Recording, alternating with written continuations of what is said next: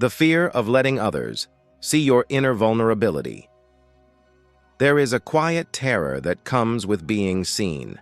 Not in the way we present ourselves, not the polished faces we show to the world, but the hidden raw corners of the self.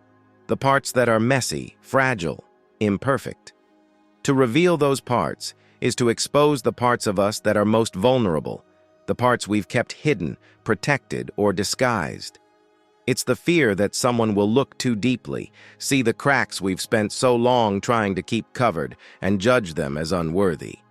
It's the silence before the truth is spoken, the hesitation before we show up fully, without armor. This is the quiet fear we all carry. The fear of being truly seen, and the cost of staying hidden. There is a quiet art to masking the self. It begins early, in the small moments when we first learn that the world outside of us is not always safe for who we are. In schoolyards, at the dinner table, in front of strangers, we begin to craft the image we think the world wants to see. It starts as a subtle shift, a slight pull inward, a tightening of the voice, a stiffening of the shoulders, a careful glance at the faces of those around us, measuring their expectations, searching for approval, dreading judgment.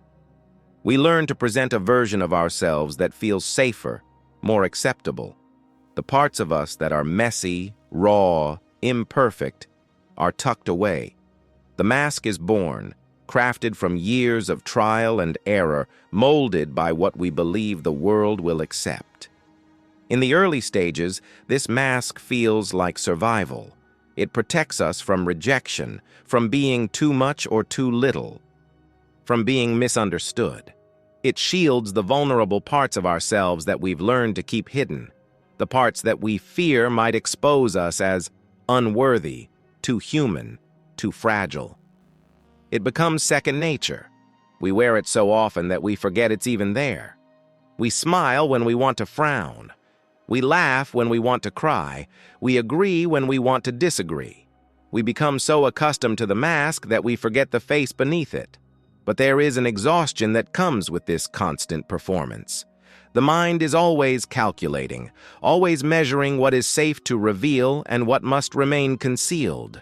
The body tenses, holding on to this artifice, this constant act of presenting something we are not. The fear begins to grow silently, woven into the very fabric of our interactions. Every time we feel ourselves shrinking to fit into the expectations of others, every time we suppress a thought or feeling in favor of the right response, the fear becomes louder. What if they see through the mask? What if they see the parts we've been trying so hard to keep hidden?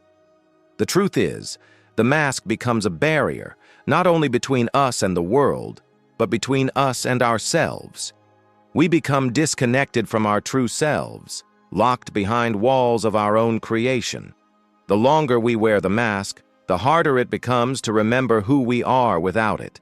We become trapped in the image we've worked so hard to cultivate, unable to fully access the parts of ourselves that are real, raw, unpolished. The mask creates a distance between us and others because no one can truly see us when we are hidden behind a facade. It becomes a lonely existence, this dance of pretending to be something we are not, and yet the mask feels necessary. It feels like the only way to belong, to avoid rejection, to stay safe. We are told, in subtle ways, that vulnerability is dangerous, that emotions are weaknesses, that being fully seen is a risk we cannot afford to take. But somewhere deep inside, we begin to feel the weight of the mask. The longer we wear it, the heavier it becomes. The parts of us that are locked away cry out to be acknowledged, to be seen, to be understood. We long for someone to look past the polished surface, to see the truth beneath. The mask we wear becomes a prison, not just of our own making, but of our own fear. We are afraid to let others see the truth because we are afraid they won't like what they see. We are afraid that they will judge us, reject us, or love us less because of our flaws. And so we keep the mask on, afraid to let go. But the longer we hide behind it, the more we lose ourselves. The mask becomes not just a shield, but a barrier to connection, because true connection is born from vulnerability, from the courage to let go of the mask, to show who we really are, to let others see the parts of us that are imperfect and yet still worthy of love. This chapter is about that mask. It is about the ways we hide ourselves from the world and, more painfully, the ways we hide from ourselves. It is about the delicate balance we walk, the delicate dance between protection and disconnection. And it is about the quiet realization that, perhaps, the world does not need us to be perfect. Perhaps, it just needs us to be real.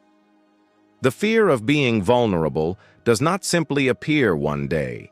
It begins long before we are aware of its presence, woven into the fabric of our earliest experiences. It is born in the quiet spaces of childhood, in the moments when we first realize that some parts of us, our emotions, our needs, our true selves, are not always met with acceptance. In childhood, we are taught, often without words, how to protect ourselves emotionally. It begins in subtle ways, in the way a parent responds to tears, a quick, hurried dismissal of emotions, or a look of frustration when a child expresses fear or sadness. It grows in the spaces where we are taught to hide our discomfort, our frustrations, our disappointments. It's the message that our feelings are too much, too heavy, too complicated. These early lessons shape the way we see ourselves, our emotions, and the world around us. When vulnerability is met with rejection or indifference, we learn to suppress it. We begin to hide the parts of ourselves that feel too raw, too unrefined, too exposed. We learn to wear the mask early, and it becomes our protection. For many, this fear is rooted in the experiences of early attachment, the bond we form with our caregivers, the first people to shape our sense of emotional safety. When this bond is inconsistent, when caregivers are unpredictable in their love or response, the child begins to believe that vulnerability is dangerous. They learn to hide their true emotions, not because they are taught to, but because they instinctively realize that their emotional needs may not be met. For example, a child who cries for comfort but is ignored or dismissed learns quickly that showing their hurt makes them more vulnerable. They start to believe that their emotional needs are burdensome, or worse, that they are unworthy of attention or care. In these early moments, the seed of shame is planted. The shame that says, "My feelings are too much. I must hide them to be loved." This fear is not always so overt. It is often subtle. The child learns to suppress their needs in small, quiet ways. They begin to withdraw emotionally, to seek acceptance by conforming to what is expected of them, by hiding the parts that might be rejected. The child who grows up with this pattern learns to be what others want, but never fully learns to be themselves. These early lessons in emotional survival create the foundations for a lifetime of fear around vulnerability. As we grow older, this fear becomes more ingrained, more automatic. We stop questioning why we hide. We just know that it feels safer to conceal ourselves, to remain unreadable, to stay guarded. We adapt to a world that demands perfection and composure, forgetting that there was once a time when we could be raw, unprotected, unashamed.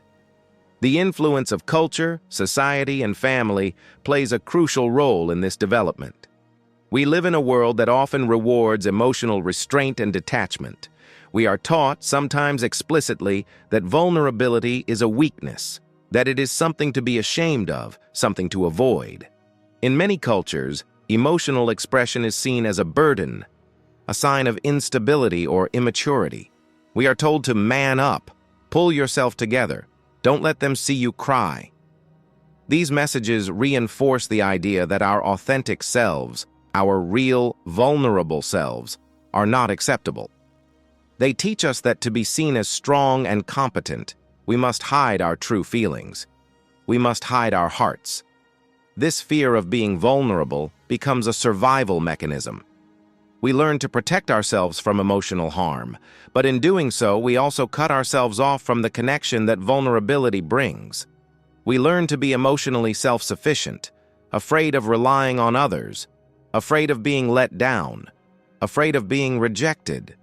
The fear of exposure leads to a life of emotional distance, a life where the deeper connections we crave remain just out of reach.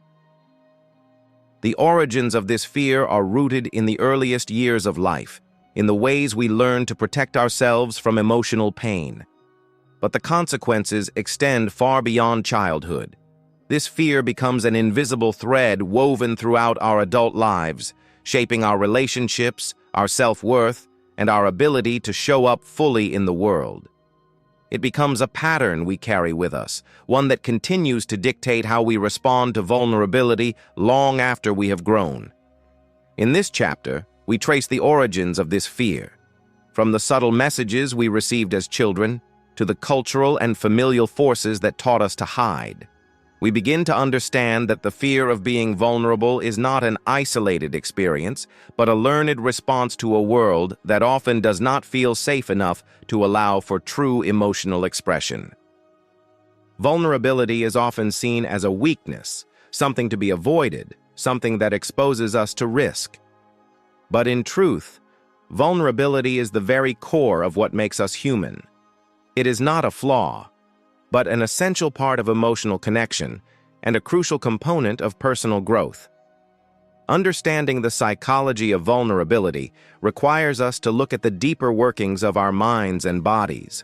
The brain is wired to keep us safe, to protect us from emotional harm. When we feel vulnerable, we trigger the brain's threat detection system. The amygdala, the part of the brain responsible for processing fear, goes on high alert. The body tenses, and the heart rate quickens, all signs that we are entering a space that feels unsafe. This response is instinctual, designed to keep us from harm. But it is also what makes vulnerability feel so uncomfortable. The fear of being seen, the fear of being rejected or judged, is deeply embedded in our survival instincts. This primal response stems from our earliest experiences of attachment, the first relationships that shape our emotional lives. In early childhood, our caregivers were our sources of safety, and our emotional well-being was tied to their responsiveness. When we were vulnerable, crying for attention, expressing fear or pain, we depended on them for comfort, for assurance that we were seen and heard. But when that vulnerability was not met with care, when emotional needs were ignored, rejected, or misunderstood, the emotional pain was deep. This is the seed from which the fear of vulnerability grows. When our expressions of vulnerability are met with indifference or disdain, we learn that it is not safe to show ourselves fully. We become afraid of being exposed, afraid of showing our true feelings, because in the past, that very exposure led to emotional pain. The brain, therefore, learns to protect us by building defenses around our emotions. These defenses, our emotional walls, are meant to shield us from the hurt of rejection or judgment. They manifest in the form of emotional suppression, detachment, and self-protection. When we feel vulnerable, we instinctively pull back, closing off parts of ourselves from others. We learn to mask our emotions, to appear composed, to hide behind a facade of confidence and control. In doing so, we are protecting ourselves from the emotional risks of being truly seen. From a psychological perspective, the fear of vulnerability is deeply connected to attachment theory. Attachment theory explains how our early bonds with caregivers shape our emotional responses to relationships throughout life. When a child experiences secure attachment, they learn that it is safe to rely on others, to share their needs and emotions, and to feel supported in return. But when a child experiences insecure attachment, whether due to neglect, inconsistency, or emotional unavailability, they begin to doubt their worthiness of love and care. They learn that vulnerability is dangerous. They learn that their needs may not be met, and that opening up can lead to pain, abandonment, or emotional rejection. As we grow older, this pattern of insecurity persists. In adult relationships, we continue to carry these fears with us. We fear being exposed, afraid that if someone sees the real us, the messy, vulnerable parts, we will be rejected. We fear that they will see our flaws and imperfections and decide that we are unworthy of their love. So we retreat, we hide, we close ourselves off emotionally. The psychological defense mechanisms that arise from these fears often present themselves as avoidance or detachment. We may avoid situations where we feel emotionally exposed, choosing to stay in relationships that are comfortable but shallow, where vulnerability is not required.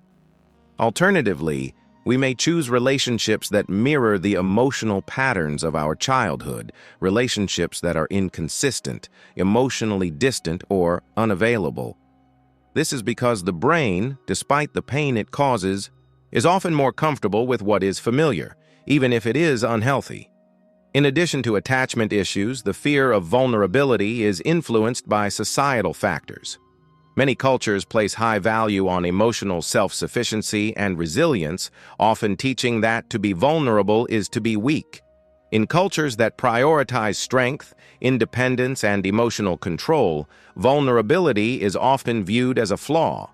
This cultural narrative reinforces the idea that showing our true selves is risky, and that the best way to protect ourselves is to maintain control over our emotions. On a deeper level, the fear of vulnerability is tied to a core belief that we are unworthy. When we are taught to hide our emotions, we internalize the message that our true selves are not acceptable, not lovable, or not enough. This belief becomes a barrier to vulnerability, because if we are not worthy of love in our most authentic state, then being vulnerable would expose our unlovable nature. And so, we hide. Psychologically, this fear is a protective mechanism, one that seeks to avoid the emotional pain of rejection or judgment. But in doing so, it also prevents us from experiencing the richness of connection, the intimacy that comes with letting ourselves be seen fully and completely. This chapter offers a deeper understanding of why vulnerability feels so frightening and why it triggers such a strong emotional and physiological response. By exploring the neurological and psychological mechanisms behind the fear, we begin to see that it is not simply a matter of being afraid. It is a deeply ingrained response, shaped by our earliest experiences and reinforced by the world around us. The act of hiding, of staying small, is not without its toll. In the beginning, it feels like protection, a way to avoid the pain of rejection, the sting of judgment, the fear of being exposed. But as time goes on, the weight of this self-imposed invisibility becomes harder to ignore. Living behind the mask, we disconnect from the most authentic parts of ourselves. The parts that are messy, raw, imperfect, the parts that make us truly human. And in doing so, we sever the connection to the world around us. We become spectators of our own lives, watching others form relationships, experience joy, and express vulnerability, while we remain stuck in our own safe little bubble of emotional distance. The cost of hiding is felt in the body long before it is recognized in the mind. The body, after all, carries the weight of every unspoken emotion, every suppressed need, every unacknowledged fear. When we hide our true selves, we are also suppressing the emotions that naturally arise: the sadness, the anger, the joy, the longing. Over time, this emotional suppression takes its toll. We may feel physically exhausted, worn down by the constant effort of maintaining the mask. Our relationships may become shallow, with no space for real emotional intimacy, because we have not allowed ourselves to be fully present, fully seen. This disconnection from ourselves creates an underlying sense of loneliness, one that persists even when we are surrounded by people.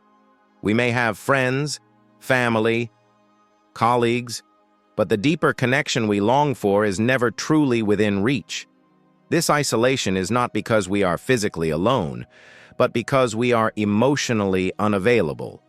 We remain hidden behind the mask, guarded and distant, afraid to let others see us for fear that they will not like what they see. The more we hide, the more we become estranged from our own emotional reality. We lose touch with our true feelings, and we begin to doubt ourselves. We begin to believe that who we are, without the mask, is not worthy of love or acceptance. We become so used to living in this self-imposed emotional exile that we forget what it feels like to be fully present with ourselves and others. This emotional distance also leads to a profound sense of self-doubt. We constantly second-guess ourselves, wondering if we are truly loved for who we are, or if we are simply being accepted for the version of ourselves that we've presented. This internal conflict creates a tension that we carry within, never quite feeling comfortable in our own skin, never quite feeling enough. We wonder, if they really knew me, would they still love me? The cost of hiding is not just emotional, it is psychological too. Over time, the fear of being exposed becomes a cycle of self-rejection. We push ourselves further into the shadows, afraid to face the parts of ourselves we've kept hidden for so long. We develop a narrative about who we are, a story that is not based on our true selves, but on the version we think the world wants to see. This narrative becomes our identity, and we start to believe that it is all we are capable of being. We lose sight of the complexity and beauty of our true selves, trapped in a small, confined version of who we could be. The psychological effects of hiding are insidious. They are not immediately noticeable, but they slowly erode our sense of self-worth, our ability to trust, and our capacity for real connection. We become so accustomed to maintaining the mask that we forget what it feels like to let it slip, to reveal our true selves. When we hide, we also stop growing. The parts of ourselves that we keep buried, the parts that are vulnerable, fragile, honest, are the very parts that need to be nurtured, expressed, and seen. But because we are so afraid of exposing them, we lock them away. And in doing so, we stop the flow of emotional growth and healing. We become stagnant, trapped in a cycle of self-protection that prevents us from experiencing the fullness of life. The cost of hiding also affects our relationships. Because we are not fully present, we cannot truly connect with others. We may have people in our lives who care for us, but the connection remains shallow, built on the version of ourselves that we allow them to see. We keep others at arm's length, afraid to be vulnerable, afraid to show the parts of ourselves that are messy, imperfect, and human. But the truth is that true connection is born from vulnerability.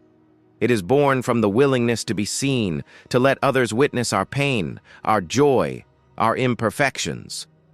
It is in the moments of shared vulnerability that trust is built, that intimacy is formed, that love is deepened.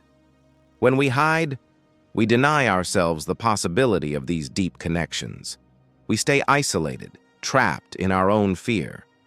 The cost of hiding is high, but the price we pay for it is even greater. We lose the opportunity to live fully, to be ourselves, to experience the richness of connection, and to finally breathe in the freedom that comes with being truly seen. There comes a moment in every life, though it may not be dramatic or obvious, when something shifts inside. A quiet realization that the way we have been living, protecting ourselves from vulnerability, is no longer serving us. It is not an earth-shattering epiphany, but a gentle nudge, a soft crack in the armor we've spent so long constructing. It can happen in many ways. In the midst of a conversation, when someone says something unexpectedly kind or truthful. Perhaps it is the feeling of a loved one's embrace, one that doesn't come with judgment or expectation, but simply with acceptance. Or it may occur in a moment of deep personal loneliness, when the weight of isolation finally becomes too much to bear. For some, it is the silent, unspoken feeling of wanting more connection, more authenticity, more life. the turning point often arises from a quiet longing. A longing to be seen, to be known, and perhaps most terrifying of all, to be loved. Not for the image we present, but for the raw, imperfect, unmasked self beneath. It is not easy to confront this desire. The fear of being vulnerable runs deep, woven into the fabric of our experiences. We may have spent years learning to suppress our true selves, to hide our pain, our joy, our complexity. Opening up feels like stepping into a void, an unknown, uncontrollable space where we risk rejection or judgment. The temptation is to stay in the safe place of distance, of detachment, where we can observe but never fully engage. But the turning point, this quiet moment of realization, begins to show us that vulnerability is not a weakness. It is the path to true connection, true intimacy, and ultimately, to a deeper understanding of ourselves. The realization is not instant. It does not happen in a flash of clarity. It is a slow unfolding, a series of moments where we begin to ask ourselves, what am I so afraid of? What is the cost of hiding? What would it feel like to be truly seen? At first, the answer is elusive. It feels like stepping into a storm, into the unknown. But in that unknown, there is also a kind of peace, because vulnerability, once feared, begins to feel like freedom. The turning point often involves the shedding of a belief that we are unworthy of love in our most authentic form. This belief has been with us for so long, woven into the very fabric of our identity, that we may not even recognize it as a lie. It is the belief that if we let others see us fully, we will be rejected, left alone, unlovable. But with the turning point, there is the slow realization that this belief is a barrier, not the truth.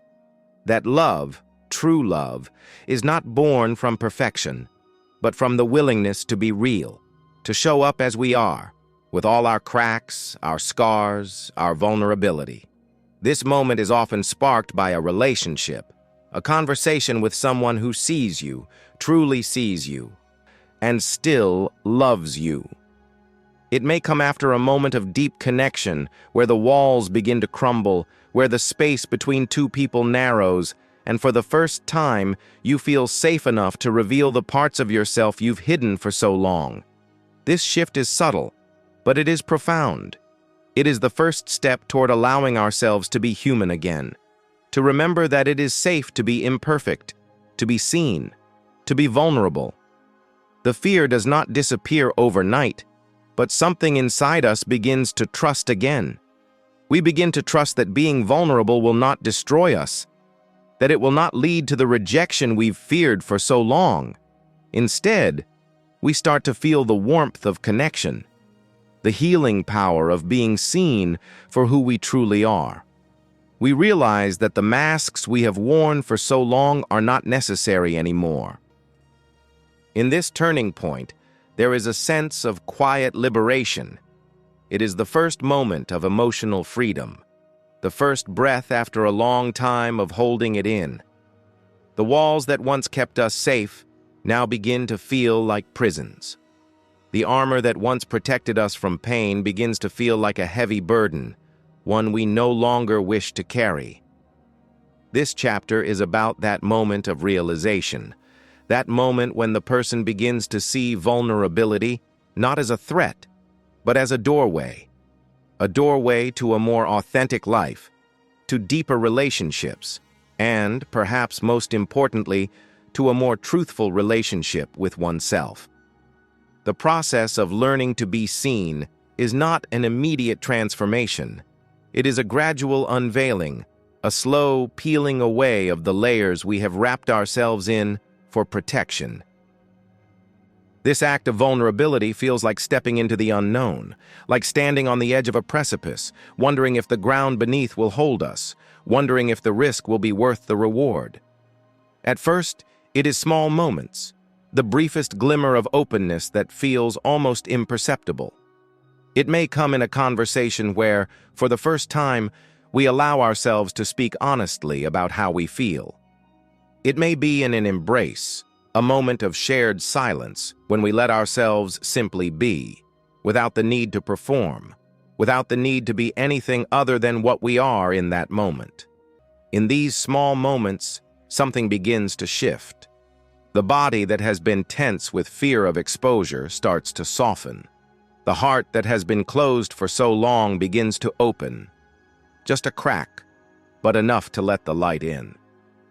These moments of vulnerability do not come without discomfort, but they bring with them a deep sense of relief, a quiet knowing that it is okay to be who we are, to be imperfect, to be raw. Learning to be seen requires a fundamental shift in how we view ourselves.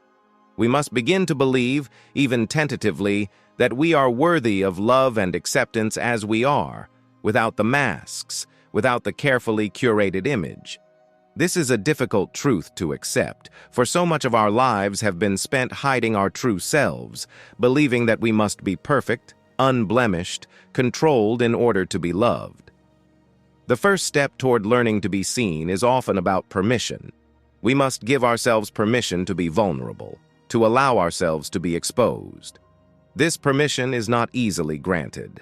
It comes with a fear of judgment, a fear of rejection, a fear that we will be met with indifference or even disdain. But in giving ourselves permission to be vulnerable, we begin to take control of our own narrative. We begin to define our worth, not by how others see us, but by how we see ourselves. This process of unmasking is not without its setbacks. There will be moments when the old fears creep back in, when the temptation to hide feels stronger than the desire to be real. But with each step forward, each small act of vulnerability, the fear begins to lose its grip. The more we allow ourselves to be seen, the more we begin to trust that the world will not crumble, that we will not be rejected, that we will not be abandoned for our imperfections.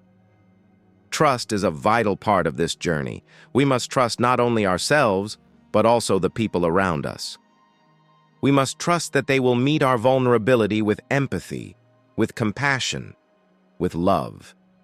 This trust is built over time, in small gestures of kindness, in moments of emotional reciprocity. It is in the willingness of others to hold our vulnerability with care, and in our willingness to do the same for them. And as trust builds, so does intimacy. When we allow ourselves to be seen, we invite others to do the same. Vulnerability begets vulnerability.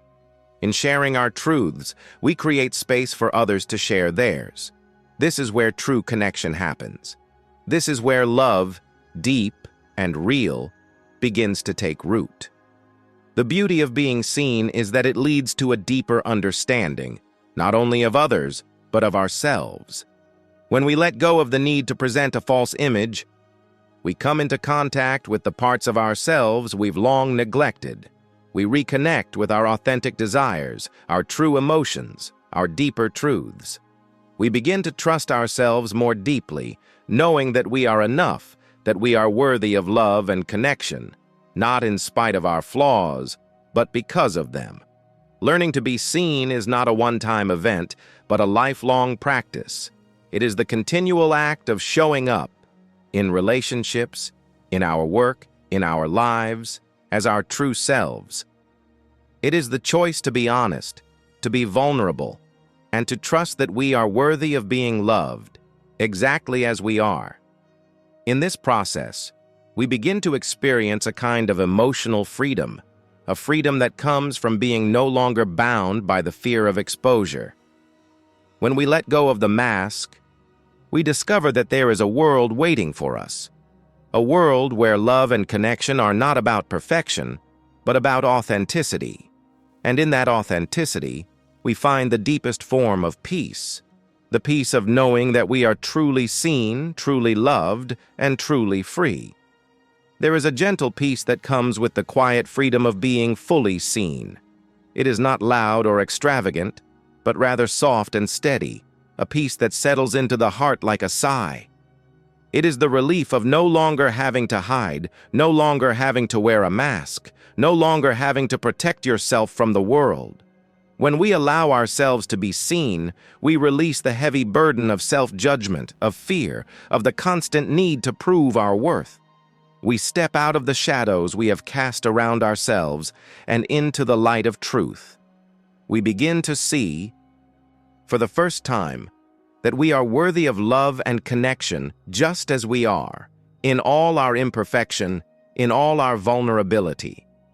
This quiet freedom is not the absence of fear, but the acceptance of it. It is the understanding that vulnerability, while terrifying, is not something that will destroy us. It is the acknowledgement that being fully seen means inviting the possibility of rejection, but also the possibility of deep, authentic connection. It is in this vulnerability that we discover our true strength, not the strength of perfection or control, but the strength of being real. The strength of standing in our truth, knowing that we are enough, knowing that we deserve to be loved for who we truly are. This is the freedom that comes from letting go of the need to be perfect, to be accepted, to be everything that others expect us to be. In this space of vulnerability, we find that the world does not crumble beneath the weight of our authenticity. In fact, it becomes richer, more meaningful. Relationships deepen, connections grow stronger, and we begin to experience intimacy in ways we never thought possible. The walls that once kept us safe now feel like unnecessary barriers, barriers that only kept us from experiencing the fullness of life. The quiet freedom of being seen is a gift, not just for others, but for ourselves. It is the freedom to feel, to express, to live fully, without the constant fear of rejection or judgment. It is the freedom to embrace our humanity, with all its imperfections, and to trust that it is enough. This freedom comes with its own kind of courage, the courage to face our deepest fears and to stand tall in the face of them. It is the courage to show up in our lives as our true selves, without the armor of pretension, without the shield of perfection. We begin to realize that our imperfections are not something to be hidden, but something to be celebrated. They are the things that make us uniquely us, and they are the very things that allow us to connect deeply with others. The quiet freedom of being seen is also the freedom to be imperfect, to make mistakes, to fail, and to learn. It is the freedom to be human, without the pressure to be flawless. And in this imperfection, we find a deeper form of grace, a grace that comes from understanding that we are not defined by our failures, but by how we rise after them. This freedom is not an ending, but a beginning. It is the beginning of a new chapter, one where we are no longer bound by the fear of judgment, no longer held captive by the need to hide our true selves. It is the beginning of a life where vulnerability is no longer something to be feared, but something to be embraced. And so, we step forward into this freedom, not with a sense of triumph, but with a sense of peace. We embrace the parts of ourselves that we once hid, and in doing so, we discover that the world is much kinder, much more loving than we ever imagined. In allowing ourselves to be seen, we open the door to connection, to love, to a life that is not only full of experiences, but full of depth and meaning. This quiet freedom is the realization that we are enough, enough in our imperfections, enough in our vulnerability, enough simply as we are. It is the freedom to live authentically, to be seen and loved in our truest form, and to know that in doing so, we are not only giving the world a gift, but we are also giving ourselves the greatest gift of all, the gift of freedom to be real.